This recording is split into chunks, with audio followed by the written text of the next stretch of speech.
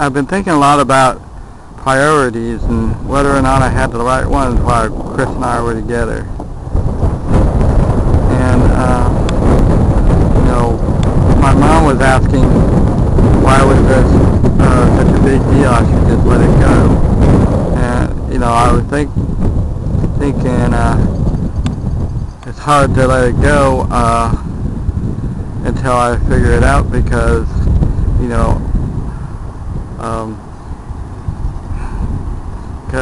unless I learn from it, how do I know whether or not it'll be better the next time, or even if I should have a next time, whether or not it's worth it to try again. The other reason is because, if I'm writing those other two books that I was going to, that I want to have it all figured out when I have the books written, because I want to put that in there. I'm still debating about whether or not it's worth it because I'm still don't know whether it's a fantasy to try and go for that kind of relationship. I want to try to consider it from all three perspectives. Really, these three perspectives are extremely important. And the simplified version of them is I, you, and we use it for third person a lot because it's kind of the strongest version of third person. It gets the point across, but all of them are important. So we use I, you, and it.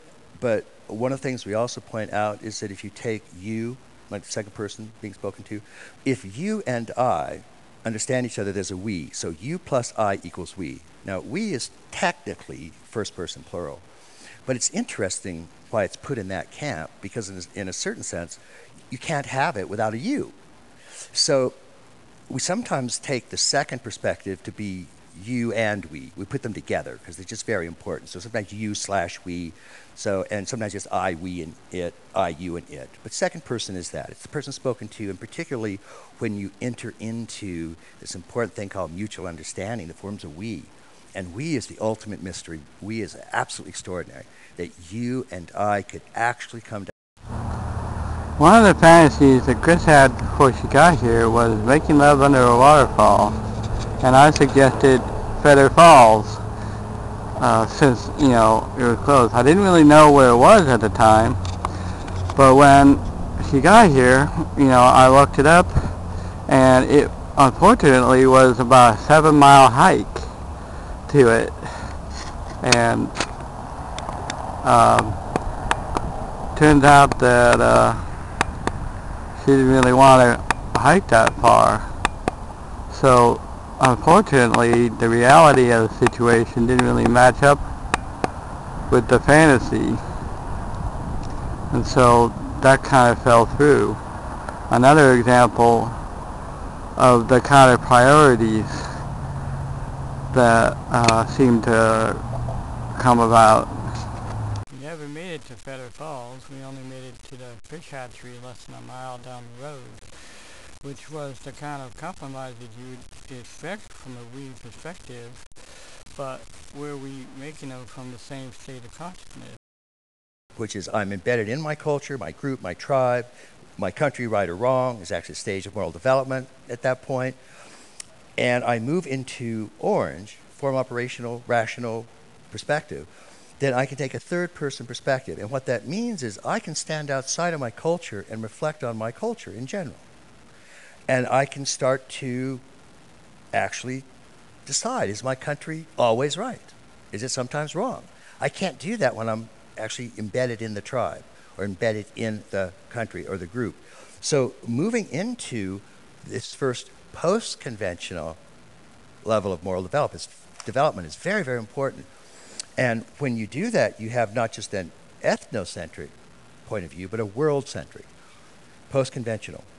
And that starts at level 5 or orange, what we're talking about, and we're just going to call it the rational worldview.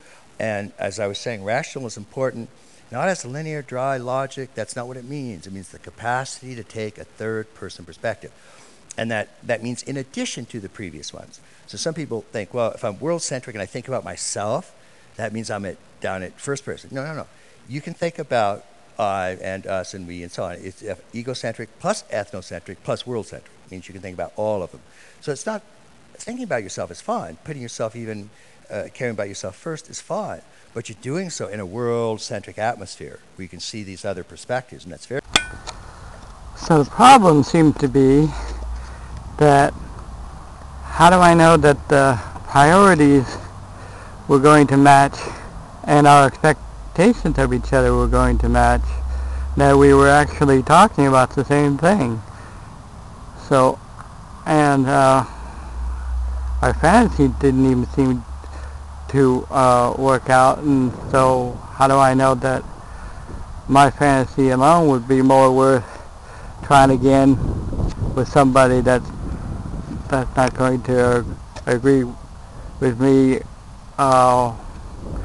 when it comes to the reality of day-to-day living?